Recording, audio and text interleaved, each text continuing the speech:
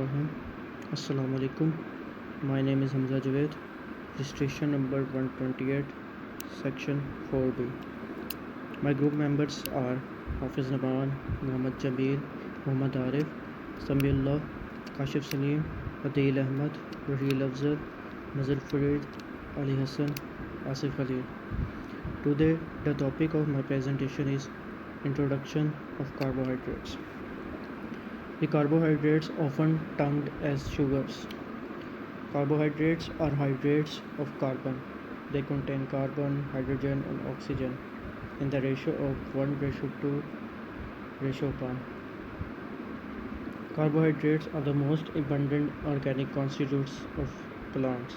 For example, glucose, most abundant carbohydrates. Glucose is a carbohydrate have molecular formula C6H12O6. It is preferred as a source of energy for the blood, brain, and nervous system of human. Carbohydrates serves as a major source of chemical energy for living organisms.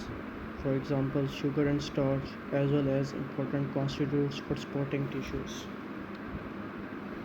Carbohydrates are usually defined as a polyhydroxyaldehydes and ketones, or substances that hydrolyzes to yield polyhydroxyaldehydes and ketones. Aldehyde are aldose with functional group of CHO, and ketones are ketone with a functional group of C double bond O. What are the major sources of carbohydrates? Produced by plants during photosynthesis. After eating plants, human converts the carbohydrates into glucose.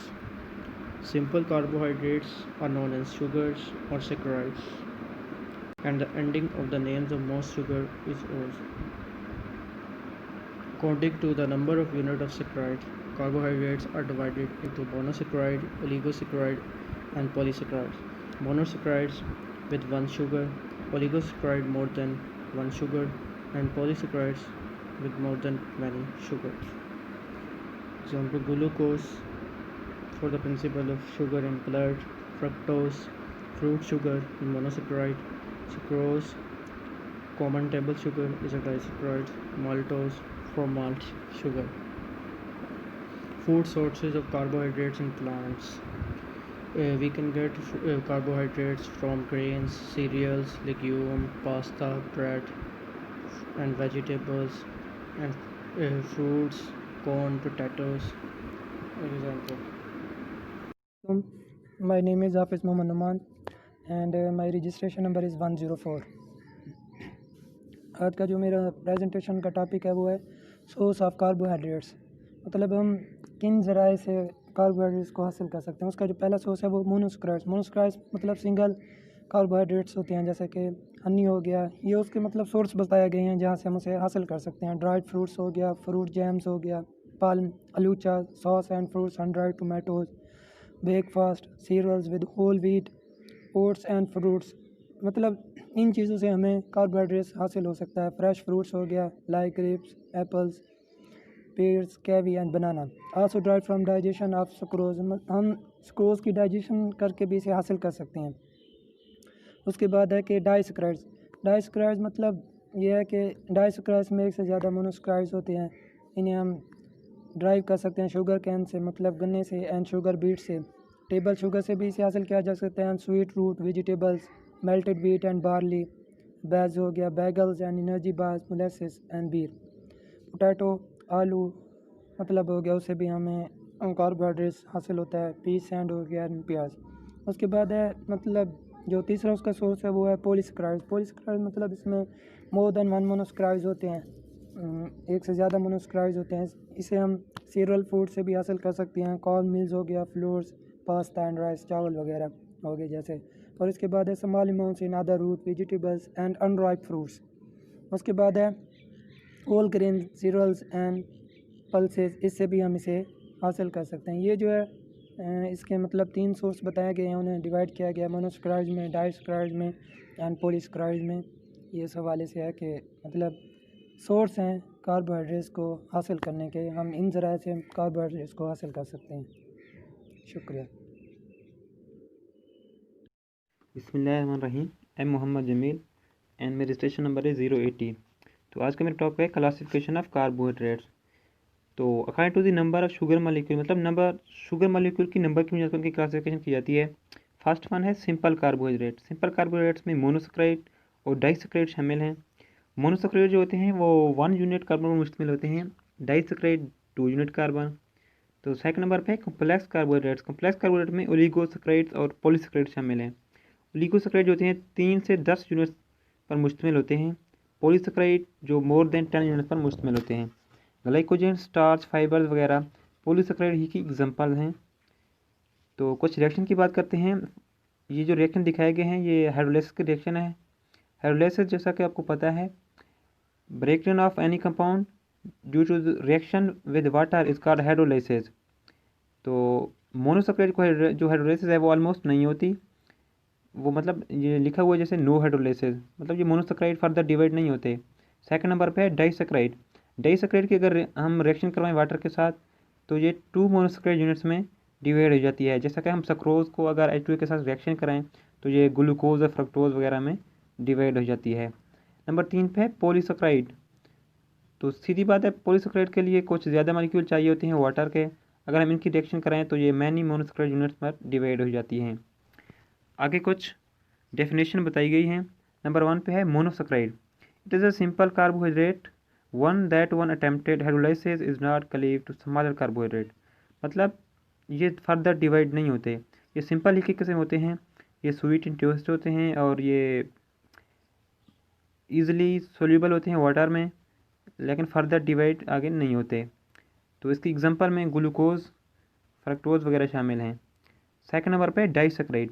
Disaccharide on hydrolysis is cleave to 2 monosaccharide which may be the same or difficult.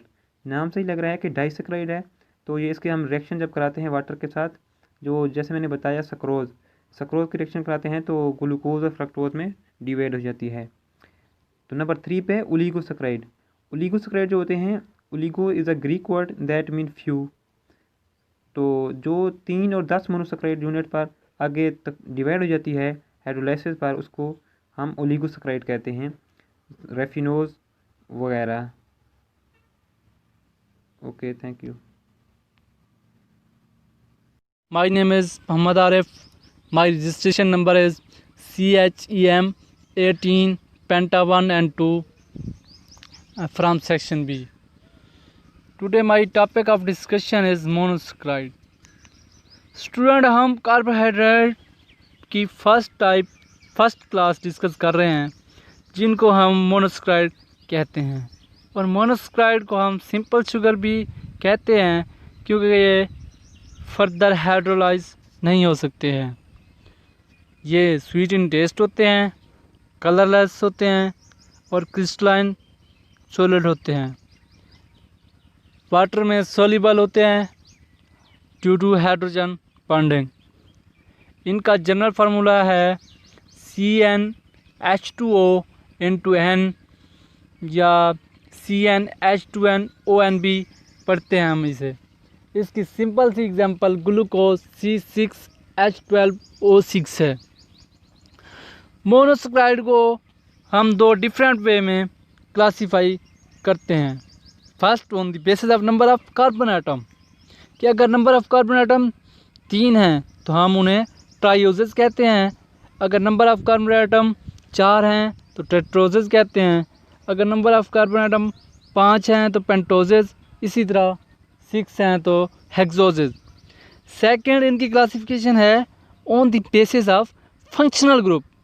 2 तरह की classes में हम carbohydrates को divide करते हैं on the basis of functional group. जैसे हमने carbohydrates की डेफिनेशन में पढ़ा हुआ है कि कार्बोहाइड्रेट्स आर पॉलीहाइड्रोक्सी अल्डिहाइड और कीटोन्स। कार्बोहाइड्रेट्स या तो अल्डिहाइड कंटेनिंग होते हैं या कीटो ग्रुप कंटेन करते हैं। ट्राइओजेस 2 तरह के होते हैं, या अल्डिहाइड कंटेन फंक्शनल ग्रुप या कीटो ग्रुप कंटेनिंग करते हैं। जैसे देखें, ट्राइओजेस में एग्जांपल है ग्लाइसर एल्डिहाइड जो कि अल्डिहाइड कंटेनिंग ट्राइओजेस है, और dihydroxy acetone keto group containing trioses है। इसी तरह टेट्रोजेज में एरेथ्रोज जो है ये अल्डिहाइड फंक्शनल ग्रुप कंटेनिंग है और एरेथ्रोलोज जो है वो कीटो ग्रुप कंटेनिंग है। हेक्सोजेज में glucose aldehyde functional group contain करता है और फ्रक्टोज जो है हेक्सोजेज है लेकिन कीटो ग्रुप कंटेन करता है। अब हम टेस्ट फॉर मोनोसैकराइड डिस्कस करेंगे। तो मोनोसैकराइड को टेस्ट करने के लिए बार फूड टेस्ट है हमारे पास। जो कार्बोहाइड्रेट बार फूड टेस्ट पॉजिटिव देते हैं वो मोनोसैकराइड में आते हैं। मोनोसैकराइड की कॉमन सी एग्जांपल है हमारे पास ग्लूकोज कॉमन, हेक्सोज है हमारे ब्लड में एनर्जी के सोर्स के तौर पर यूज़ होता है। एरेथ्रोज और रेबोज भी मोनोसैकराइड की एग्जांपल है। मोनोसैकराइड के अगर हम स्ट्रक्चर की बात करें तो मोनोसैकराइड में हर कार्बोनाइल के साथ हाइड्रोक्सी ग्रुप अटैच होता है एक्सेप्ट वन कार्बन एटम जिसके साथ हमारा फंक्शनल ग्रुप अटैच होता है। और देखें हमने पहले बात की कि जो कार्बोहाइड्रेट होते हैं उनमें दो तरह के फंक्शनल ग्रुप होते हैं, या तो अल्डिहाइड ग्रुप होता है या कीटो ग्रुप। तो कार्बोहाइड्रेट्स में हर कार्बन के साथ हाइड्रोक्सिल ग्रुप होता है और एक के साथ नहीं होता है। जिसके साथ नहीं होता है उसके साथ हमारा फंक्शनल ग्रुप अटैच होता है, वो फंक्शनल ग्रुप होता है कार्बोनाइल। अगर कार्बोनाइल ग्रुप हमारी कार्बन चेन लेंथ के एंड पे आ जाए तो हम उसे अल्डिहाइड कहते हैं। अगर वो विद इन द चेन कहीं पे आ जाए तो वो कीटो ग्रुप होता है। तो इसलिए हम कार्बोहाइड्रेट को पॉलीहाइड्रोक्सी अल्डिहाइड और कीटोन्स कहते हैं क्योंकि इसमें हर कार्बन एटम के साथ हाइड्रोक्सिल ग्रुप होता है। मैनी हाइड्रोक्सिल ग्रुप होते हैं जिसकी वजह से इसको पॉलीहाइड्रोक्सी कह सकते हैं। तो ये मेरी आज की थी प्रेजेंटेशन। अगर किसी का कोई क्वेश्चन है तो हमें मेल कर सकते हैं और उसका रिप्लाई कर दिया जाएगा। अल्लाह हाफिज़। मोनोसैकराइड्स के बाद कार्बोहाइड्रेट्स की जो नेक्स्ट टाइप है वो डाइसैकराइड्स है। फर्स्ट ऑफ ऑल के व्हाट आर डाइसैकराइड्स?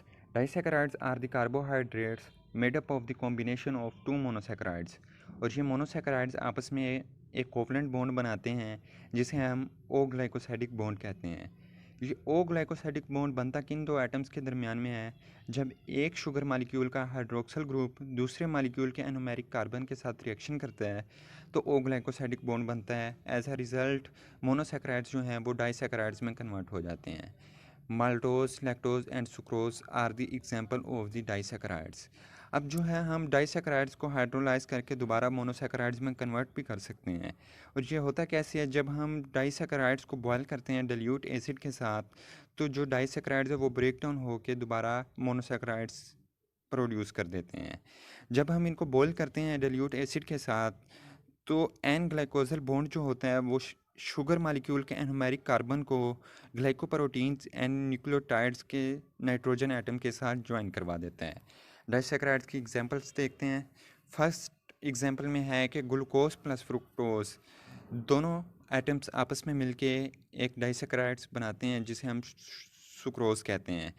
नेक्स्ट एग्जांपल में है कि ग्लूकोज प्लस ग्लूकोज दो ग्लूकोज के मालिक्यूल्स आपस में मिलके माल्टोज बनाते हैं। अब डाइसैकराइड्स के बाद हमारे पास कार्बोहाइड्रेट्स की जो नेक्स्ट टाइप है वो है ओलिगोसैकराइड्स।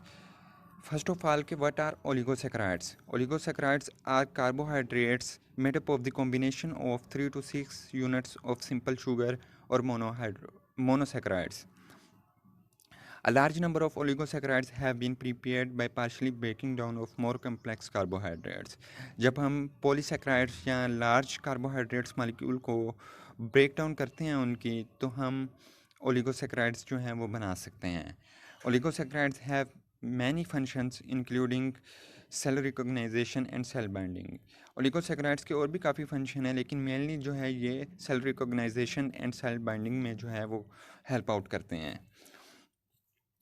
Most of the naturally occurring oligosaccharides are found in plants. ये जो नेचुरली अकरिंग ओलिगोसेक्राइड्स होते हैं ये ज़्यादातर प्लांट्स में ही पाए जाते हैं। इनकी सबसे बड़ी एग्जांपल जो है वो रेफिनोज़ है। रेफिनोज़ एक ट्राइसेक्राइड्स है। ये मतलब कॉम्बिनेशन ऑफ 3 एटम्स होता है और ये ओलिगोसेक्राइड्स में ही कंसीडर किया जाता है और ये प्लांट्स में पाया जाता है। ये कॉम्बिनेशन होता है 3 एटम्स का, मेलिबोज एंड फ्रुक्टोज। मेलिबोज जो है वो कंसिस्ट होता है ग्लैक्टोज एंड ग्लूकोज। इस तरह ये 3 मालिक्यूल्स जो होते हैं आपस में मिलके एक लार्ज मालिक्यूल बनाते हैं जिसे हम ओलिगोसेक्राइड्स कहते हैं और ये रेफिनोज के नाम से जाना जाता है। इसकी हम एग्जांपल देखते हैं कि इसका स्ट्रक्चर कैसे होता है। ओलिगोसेक्राइड्स में जो रेफिनोज हैं ये ग्लैक्टोज, ग्लूकोज एंड फ्रुक्टोज का कॉम्बिनेशन होता है। जब ये तीनों मालिक्यूल्स आपस में कंबाइन होते हैं तो ये एज अ रिज़ल्ट रेफिनोज बना देते हैं। तो ये था हमारे पास कार्बोहाइड्रेट्स के 2 types, disaccharides and oligosaccharides. Polysaccharides are the class of carbohydrates whose molecules contain chains of monosaccharides molecules. As poly mean many, so polysaccharides are also called as glycans, but they differ in their chain length. जो हमारे पास polysaccharides और glycan हैं उन्हें हम polysaccharides को glycan भी कह सकते हैं, पर इनकी जो chain length है उनको जो monomeric units हैं वो उनकी chain में different होते हैं। Most of the carbohydrates in nature are formed or occur as polysaccharides. जो हमारे पास नेचर में हमारे पास बहुत सारे कार्बोहाइड्रेट्स हैं वो मोस्टली पॉलीसेक्राइड की फॉर्म में पाए जाते हैं। These polysaccharides are further divided or classified as homopolysaccharides or heteropolysaccharides. As homo means same, so homopolysaccharides contain only a single monomeric species. Some homopolysaccharides serve as storage form of homosaccharides that are used as starch and glycogen. ये हमारे पास storage fuel के as a use होता है। और दो other homopolysaccharides हैं such as cellulose और chitin, वो हमारे पास स्ट्रक्चरल एलिमेंट हैं डिफरेंट प्लांट्स के। बस सेकंड है हमारे पास heteropolysaccharides. Hetero mean different, so these contain 2 or more different kinds of monomeric species. ये 2 और मतलब 2 से ज़्यादा डिफरेंट मोनोमेरिक स्पीशीज़ पे से बने हुए होते हैं। Heteropolysaccharides provide extra cellular support for organisms of all kingdom. ये जो हमारे पास क्लास है कार्बोहाइड्रेट्स की, ये एक्स्ट्रा सेलुलर सपोर्ट फ्राहम करती है ऑर्गेनिजम्स को ऑल किंगडम के। For example the rigid layer of all bacteria cell के जो आउटर इन्वेलप होता है वो इसे बना हुआ होता है। Is a part of heteropolysaccharides built from 2 alternating monosaccharide units. ये अल्टरनेटिंग जो एक दूसरे से चेंज होते रहते हैं उनके यूनिट से बना हुआ होता है। In animal tissues the extra cellular space is occupied by several types of heteropolysaccharides. Animal के जो टिश्यू होते हैं उनका एक्स्ट्रा सेलुलर स्पेस होती है वो ऑक्यूपाइड होती है डिफरेंट टाइप्स ऑफ हेटेरोपॉलीसैकेराइड्स। हेटेरोपॉलीसैकेराइड्स से बनी हुई होती है। विच फॉर्म अ मैट्रिक्स, जो मैट्रिक बनाती है डैट होल्ड्स इंडिविजुअल सेल्स। ये जो एक दूसरे के सेल के दरमियान जो बॉन्डिंग होती है उनको टाइट करके रखती है कि सेल अपनी स्पेस पे अपनी जगह पे रहे। एंड प्रोवाइड्स प्रोटेक्शन, ये प्रोटेक्शन फ्राहम करती है। Shape and support to cells, ये सेल को सपोर्ट देती है शेप उसकी, ताकि वो अपनी शेप में रहे कि उसकी टर्जिड ना हो, कभी अपनी शेप ना खो दे। तो ये उसको शेप फ्राहम करती है, प्रोटेक्शन देती है। Support to cells, tissues and organ, और डिफरेंट टिश्यूज़ को ऑर्गन्स को भी ये सपोर्ट करती है। Assalamu alaikum class, my name is Adil Ahmed. Today my topic of presentation is starch and my roll number is 181111076. So first of all I will tell you about starch.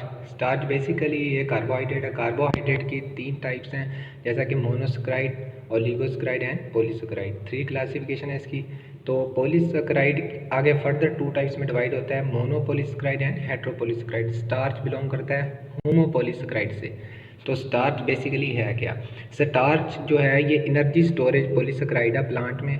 ये polymer of monosaccharide unit, glucose monosaccharide unit से मिलकर बना है। तो first of all starch is the type of carbohydrate found only in plants food. तो ये plant food में पाया जाता है। Starch is a made up of long chain straight chains of sugar, जैसा कि मैंने पहले बताया कि ये long polymer of glucose monosaccharide unit से मिलकर बना है। इसकी दो टाइप्स हैं, जैसा कि लिखा हुआ है अमाइलोज और ब्रांच्ड चेन कॉल्ड अमाइलोपेक्टिन, यानी अमाइलोज स्ट्रेट चेन है और ब्रांच्ड चेन कौन सी है, अमाइलोपेक्टिन है। Plant food contain higher amount of amylopectin to amylose, plant food में हायर अमाउंट ऑफ अमाइलोपेक्टिन पाया जाता है अमाइलोज की निस्बत, but the amount of each vary from plant to plant, लेकिन इनकी अमाउंट जो है चेंज करती रहती है प्लांट टू प्लांट में। Starches are encased in plant cells by cellulose and cannot be dissolve in cold water, तो ये सेल्यूलोज प्लांट सेल के अंदर इनक्लोज होते हैं, जिसकी वजह से ये डिजॉल्व नहीं हो सकते कोल्ड वाटर में क्योंकि थिक सेल वॉल है। But heating starches soften the cell wall and it causes it to rupture, लेकिन जब हम स्टार्चेस को हीट करते हैं तो जिसकी वजह से सेल वॉल रैप्चर हो जाती है, ब्रेक हो जाती है और वो ईजिली डाइजेस्ट हो जाता है। तो सबसे पहले पहली टाइप है अमाइलोज, जिसको हम कहते हैं slowly digested starch. Amylose contain 500 to 20,000 molecules of glucose connected together in a straight chain, जैसा कि मैंने पहले बताया कि ये स्ट्रेट चेन में कनेक्टेड होते हैं। तो the chain twist into a helix and then two chains bound together forming a structure that resist the digestive enzymes trying to break the glucose molecules apart. तो ये ऐसा स्ट्रक्चर बनाते हैं जो कि रेजिस्ट करता है डाइजेस्टिव एंजाइम को, ताकि वो मॉलिक्यूल ग्लूकोज के मॉलिक्यूल को ब्रेक ना करें, ब्रेक करने की कोशिश ना करें। रेजिस्ट करता है, मज़ाहमत अख्तियार करता है ग्लूकोज के मॉलिक्यूल्स के खिलाफ। As a result amylose is slowly digested, इसीलिए इसको स्लोली डाइजेस्टेड स्टार्च कहते हैं, क्योंकि ये मज़ाहमत अख्तियार करता है ग्लूकोज के मॉलिक्यूल्स के खिलाफ, ब्रेक नहीं होने देता, इसी वजह से इसको slowly digested and absorbed starch कह सकते हैं amylose. So about 20 to 30% of natural starch in the plant consist of amylose, जो नेचुरल स्टार्च है प्लांट में वो 20 to 30% है जो अमाइलोज के अंदर मौजूद है। तो सेकंड टाइप है अमाइलोपेक्टिन। अमाइलोपेक्टिन इसके बिल्कुल उलट है, ये रैपिडली डाइजेस्टेड स्टार्च है। Amylopectin is significantly larger than amylose, जारी बात है ये उससे लार्ज है साइज में भी और मॉलिक्यूलर मैस में भी, with a structure made up of millions of glucose molecules that branch out and form a crystalline structure, क्योंकि ये ब्रांच होता है और ये millions of glucose monosaccharide unit से मिलकर बना होता है, अप टू 1 लाख भी कह सकते हैं। Its glucose units are easily cleaved during digestion, digestion के दौरान इनके जो ग्लूकोज यूनिट हैं इसको हम आराम से ही ब्रेक कर सकते हैं और डाइजेस्ट हो जाते हैं, which makes it rapidly digestible starch. Amylopectin can boost your glucose sugar temporarily, ये थोड़ी देर के लिए आपकी ब्लड शुगर को बूस्ट अप कर देता है, इंक्रीज कर देता है। About 70 to 80% of the total natural starch in plant is made of amylopectin, 70 से 80% जो नेचुरल स्टार्च है प्लांट का वो अमाइलोपेक्टिन से मिलकर बना होता है। तो ये है अमाइलोज की तस्वीर, जिसमें हम देख सकते हैं कि अमाइलोज का अल्फा 1,4 स्ट्रक्चर है, मतलब स्ट्रेट चेन है और कार्बन 1 कार्बन 4 से मिलकर बना हुआ है। कार्बन 1 और कार्बन 4 की आपस में चेन बनी हुई है जिससे हम कहते हैं स्ट्रेट चेन। और नेक्स्ट है ये है अमाइलोपेक्टिन की। अमाइलोपेक्टिन में दो तरह की लिंकेजेस होती हैं, एक अल्फा 1,4 और अल्फा 1,6। आप देख सकते हैं ऊपर वाले देखें तो कार्बन 1 और कार्बन 6 के साथ उसने बॉन्ड बनाया हुआ ग्लाइकोसिडिक लिंकेज, और एक तो स्ट्रेट चेन बनाई हुई है 1,4 और एक 1,6 बनाई हुई है। तो शुक्रिया।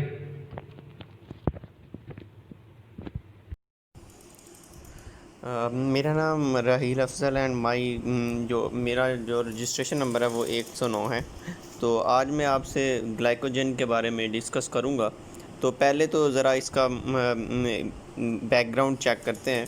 तो मतलब ग्लाइकोजन कहाँ से आया है, क्या है, मतलब कार्बोहाइड्रेट है, उनकी 3 टाइप्स हैं। उसमें पॉलीसेकेराइड है। पॉलीसेकेराइड में मतलब जो है वो most complex and most abundant carbohydrate in nature है।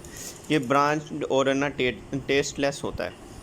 जो कि इम्पोर्टेंट पॉलीसेकेराइड हैं बायोलॉजिकली, उनमें स्टार्च, ग्लाइकोजन, सेलुलोज और ये एट्सेट्रा है, मतलब इम्पोर्टेंट बायोलॉजिकली पॉलीसेकेराइड्स हैं। और ये पॉलीसेकेराइड जो है मतलब ये बायोलॉजिकली इम्पोर्टेंट है। अब इनमें से मतलब हम आते हैं ग्लाइकोजन पे। Glycogen is like a starch, is a polysaccharide containing only glucose units. अब कह रहा है glycogen is like a starch. Starch क्या है? स्टार्च फाइंड इन फ्रूट्स होता है, ग्रेन्स होता है, ये main source of carbohydrate in animals होता है। इसी तरह ये इधर कह रहा है कि glycogen is like a starch या पॉलीसेक्राइड कंटेनिंग ग्लूकोज यूनिट, जो कि ये जो स्टार्च भी और ग्लाइकोजन दोनों ग्लूकोज के यूनिट्स पर मुश्तमिल होते हैं। It is the glucose storage polysaccharide in humans and animal, यानी कि ये ग्लूकोज की फॉर्म में स्टोर जो पॉलीसेक्राइड है, जो कि ग्लूकोज की फॉर्म में पॉलीसेक्राइड स्टोर जो स्टोर होता है एनिमल्स में भी और प्लांट्स में भी, ठीक है। उसके its function is thus similar to that of starch in plant and it is sometime refer to animal starch. इसका जो काम है मतलब जो कि स्टार्च का प्लांट्स में है और समटाइम इसे रेफर करते हैं कि जो स्टार्च का एनिमल्स में भी है, ठीक है। अब मैंने जैसे कि आपको स्टार्च का बता दिया है, तो अब हमारे पास liver cells and muscle cells are the storage side of glycogen in humans. कह रहा है कि इंसानों में जो कि ग्लाइकोजन स्टोर होता है ना, वो लीवर सेल्स में होता है और मसल सेल्स में होता है। ये चलो ग्लाइकोजन स्टोर होता है, ये हमें भी पता होना है लीवर सेल्स और मसल सेल्स में क्यों स्टोर होता है। अब हम जब एक्स्ट्रा काम कर लेते हैं तो हमारी जो एनर्जी है कहीं ना कहीं से तो आनी है, वो ग्लाइकोजन की सूरत में लीवर सेल्स और मसल सेल्स यूज़ करते हैं। अब आ गया जी, glycogen is about 3 times more highly branched than amylopectin and it is much larger with 10 lakh glucose unit present। Glycogen क्या है कि 300 times more highly branched है तो देन अमाइलोपेक्टिन। मैं आपको बता दूं कि ये जो अमाइलोपेक्टिन है ये स्टार्च की एक टाइप्स है, स्टार्च की 2 टाइप्स हैं, उनमें अमाइलोपेक्टिन एंड अमाइलोपेक्टिन। और जो अमाइलोपेक्टिन है ना, ये है मतलब अमाइलोपेक्टिन स्टार्च है branched chain are insoluble in hot and cold water. ये ऐसे हैं स्टार्चेस जो कि ब्रांच चेन होते हैं और जो इनसॉल्युबल होते हैं हॉट वाटर और कोल्ड वाटर में, इसीलिए ये उनसे 300 मोर टाइम्स हाईली ब्रांच है एंड इट इज लार्जर, और ये उनसे बहुत बड़ा है and 10 lakhs glucose unit present होते हैं इसमें, ठीक है। Glycogen is ideal storage for glucose. The large size of these micromolecules prevent the diffusing out of cells and also कहता है कि आइडियल स्टोरेज है, मतलब ये जो है glycogen ideal storage for glucose है। कैसे आइडियल स्टोरेज है, हमें भी तो पता चले ये ऐसे आइडियल, ऐसे हम कह दें कि कोई भी चीज़ आइडियल स्टोरेज है, कैसे आइडियल स्टोरेज है इसकी मैं आपको ये बता रहा हूँ कि जो हमारे पास होता है ना ग्लाइकोजन मतलब इनसॉल्युबल इन वाटर होता है and it gives red colour with iodine. जब हम इसे आयोडीन के साथ मिक्स करते हैं तो ये रेड कलर देता है, ठीक है ना। उसके बाद these are the large sizes of these macromolecules prevent the diffusing out of cells। यानी कि ये मैक्रोमोलिक्यूल्स हैं, मैक्रोमोलिक्यूल्स होते हैं जो कि लार्ज मॉलिक्यूल्स होते हैं, ठीक है ना, और ये prevent diffusing out of cells को डिफ्यूज़ होने से बचाता है। Also the conversation of glucose to glycogen, और ये कन्वर्ट करता है ग्लाइकोजन को to glucose to reduce osmotic pressure, osmotic pressure को रिड्यूस करने के लिए। अब हमें क्या पता कि ये ऑस्मेटिक प्रेशर क्या होता है। ऑस्मेटिक प्रेशर ये एक ऐसा प्रेशर होता है, ठीक है। उसके बाद है when excess glucose is present in the blood the liver and muscle cell tissues convert the excess glucose to glycogen. जब एक्सेस ग्लूकोज प्रेजेंट होता है ना ब्लड में, लीवर में और मसल में, ये कन्वर्ट कर देते हैं ग्लूकोज को ग्लाइकोजन में, ठीक है। Which is then stored in these tissues, जो उसके बाद इन टिश्यूज में स्टोर होता है। When the glucose blood level drops some store glycogen is back to glycogen. These opposing processes are called glycogenesis and glycolysis। दो फॉर्मेशन को glycogenesis कहते हैं और डिकम्पोजिशन को ग्लाइकोजेनेसिस कहते हैं रिस्पेक्टिवली। थैंक यू जी, अल्लाह हाफिज़। My name is Mohammad Aqib and my registration number is 18111142. Now we will discuss about cellulose. Cellulose जो है वो most abundant carbohydrate in nature है, नेचर में सबसे ज़्यादा पाया जाता है। इसके जो मेन कॉन्स्टिट्यूशन है वो क्या होता है कि सेल वॉल में पाया जाता है और हाईली इंसॉल्युबल इन वाटर होता है। वाटर में ये इंसॉल्युबल होते हैं। Woody portion as like stems, stalks and trunks have particularly highly concentration of this fibrous water insoluble substance। जो वुडी पोर्शन ऑफ प्लांट्स होते हैं जैसा कि स्टेम्स हो गए, स्टॉक्स हो गए, ट्रंक्स हैं, इनमें सबसे ज़्यादा सेलुलोज की मिकदार पाई जाती है। Next, typically cellulose chain contain about 5000 glucose units. इसमें क्या होते हैं कि सेलुलोज की जो चेन होती है वो 5000 ग्लूकोज के यूनिट्स इसमें प्रेजेंट होते हैं। इनफैक्ट सेलुलोज हमारे पास एक पॉलीमर है जो कि monomers of glucose D glucose से बने होते हैं, which gives macromolecules having molecular masses of about 9 lakh AMU। Cotton जो है प्योर सेलुलोज है, अबाउट 90% इसमें सेलुलोज होती है, and wood is about 50% cellulose. Cellulose is not source of nutrition for human beings. ये ह्यूमन बीइंग के लिए बतौर खुराक यूज़ नहीं होता। In fact human lack the enzymes which is capable of catalysing the hydrolysis of beta 1:4 linkage in cellulose. Cellulose में जो alpha D glucose के मॉलिक्यूल लिंक्ड होते हैं, इनमें एक लिंक होता है जो कि ग्लाइसिडिक बॉन्ड वो प्रेजेंट होता है। तो इंसानों में वो एंजाइम नहीं होता जो इसकी हाइड्रोलाइसिस कर सके, इस वजह से वो उनमें इनडाइजेस्टेबल होता है। Next, even grazing animals lack the enzymes necessary for cellulose digestion. Grazing animals में भी ये कहीं हद तक नहीं होता।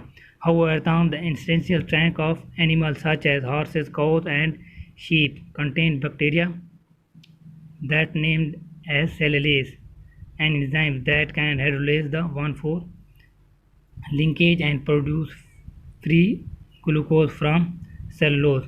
तो इन जो एनिमल्स में वो सेलुलेज एंजाइम प्रेजेंट होता है जिसकी वजह से वो इसे डाइजेस्ट कर सकते हैं। Cellulose give no colour with iodine. ये आयोडीन के साथ कलर नहीं दे सकता। ये भी एक रीज़नेबल स्टेटमेंट है। इसकी वजह यह है कि जो ग्लूकोज के मॉलिक्यूल होते हैं वो सेलुलोज के मॉलिक्यूल वो एक स्ट्रेट चेन बनाते हैं जो कि आयोडीन मॉलिक्यूल के साथ कॉइल नहीं हो सकते, जिसकी वजह से वो कोई और कलर नहीं देते हैं। अलबत्ता स्टार्च के साथ ये ब्लू कलर देते हैं। नेक्स्ट हमारे पास इसके यूजेस हैं।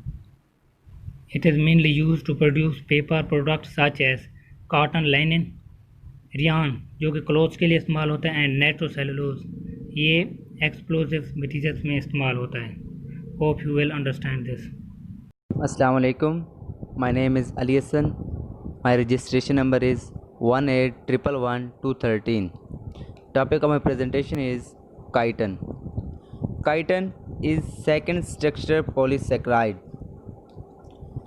We know that most abundant polysaccharide is cellulose. This comes after that, so this is second most abundant polysaccharide in biosphere. Its function is to give rigidity to exoskeletons of crabs, lobsters, shrimp, insects and other arthropods. The exoskeleton of such species, such insects mainly consist of chitin. Chitin is attached to calcium carbonate in lobsters and crabs to make it more hard.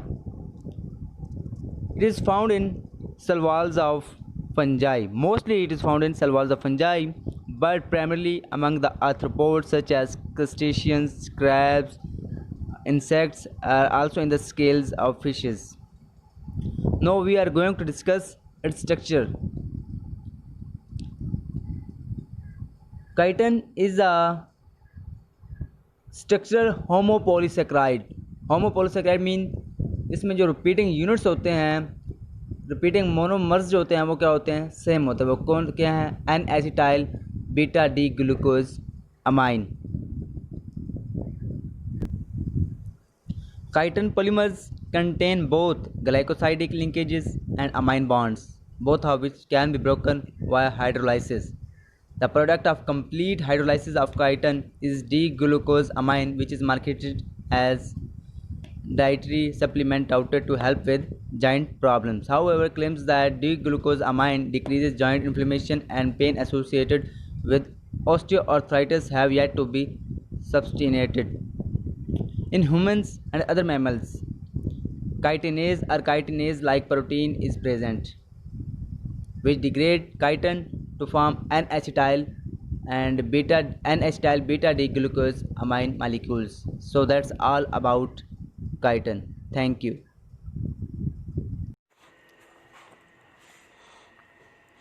My name is Mohammad Asif and today my topic of presentation is importance of carbohydrate. सबसे पहले मैं आपको बताऊंगा function of carbohydrate in the cell. इसका main function है कि ये हमारे पास मेन सोर्स ऑफ एनर्जी है सेल के लिए। दूसरा इसका ये है कि major structure component of plant cell, क्योंकि प्लांट सेल का है जो सेल वाल होती है वो सेलुलोज की बनी होती है और सेलुलोज कार्बोहाइड्रेट है। इसके बाद तीसरा है कि immediate energy in the form of glucose, हमें ग्लूकोज की अशद ज़रूरत होती है और फ़ौरन हमें एनर्जी प्रोवाइड करता है, वो भी एक कार्बोहाइड्रेट की फॉर्म है। नेक्स्ट ये कि हमारे पास जो ग्लाइकोजन होती है वो भी हमारे पास मतलब ग्लूकोज की एक स्टोर्ड फॉर्म होती है और ये भी हमारे पास कार्बोहाइड्रेट से ही हासिल होती है, यही एक कार्बोहाइड्रेट ही है। नेक्स्ट ये कि they are also important constituent for supporting tissue in plant and even in some animal. कुछ एनिमल और अक्सर प्लांट टिश्यू में ये एज अ सपोर्ट प्रोवाइड करते हैं carbohydrate. About 65% of our diet contain the carbohydrate. हम जो खुराक खाते हैं, जो भी चीज़ें हम खाते हैं, हमारी डाइट की 65% है उसमें कार्बोहाइड्रेट मौजूद होते हैं। Many of the glucose molecule combine to form starch which is stored form of energy. Starch जो कि एनिमल के अंदर मौजूद एनर्जी की फॉर्म है वो भी हमारे पास कार्बोहाइड्रेट है। Other carbohydrate such as sucrose is present in the milk. Milk के अंदर जो सुक्रोज मौजूद होता है वो भी एक मतलब डाइसक्राइड है, वो भी कार्बोहाइड्रेट की एक फॉर्म है। In plant polymer of glucose called as cellulose build the structure framework.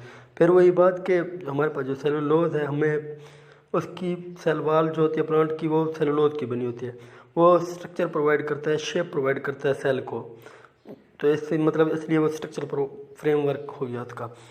The wood in our furniture, the page of notebook and cotton in our all clothes are contain cellulose.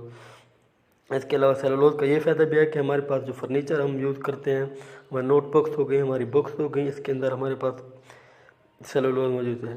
Each day we use carbohydrate in the form of bread, pasta, potatoes and rice. Daily जो हम चीज़ें खाते हैं for example bread हो गया, pasta हो गया, potatoes हो गया, राइस हो गया, इसके अलावा ड्राई फ्रूट्स हो गए, एप्पल्स वगैरह हो गए, जो भी चीज़ें हम यूज़ करते हैं डेली कि इसमें हमारे पास कार्बोहाइड्रेट की फॉर्म मौजूद है। इसका मतलब ये है कि चाहे जो चीज़ हम इस्तेमाल कर रहे हैं, चाहे कोई वो मटन है, बीफ है, कुछ भी है, पोटैटोज हैं, anything we using in daily life is in form of carbohydrate. तो मतलब इसका यह है कि हमारे पास कार्बोहाइड्रेट मेन रोल प्ले कर रहे हैं हमारी डेली लाइफ में, हमारी खुराक में, हमारी ज़िंदगी में, इनका बहुत ही अहम किरदार है, इसलिए इसकी इम्पोर्टेंस बहुत ही ज़्यादा है। तो इसकी इम्पोर्टेंस इसलिए बढ़ जाती है क्योंकि हम जो भी चीज़ खा रहे होते हैं उसमें ये मौजूद होते हैं। Thank you very much, best of luck for next.